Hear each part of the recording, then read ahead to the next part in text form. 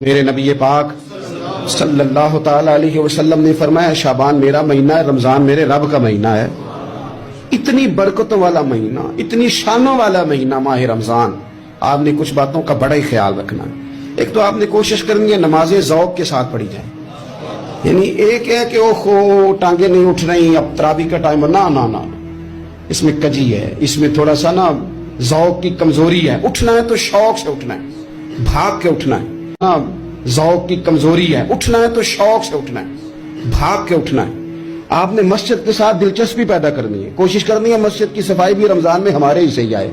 اپنے اپنے علاقوں کی مساجد کی صفائی، نماز شوق سے پڑھنی ہے، شوق سے۔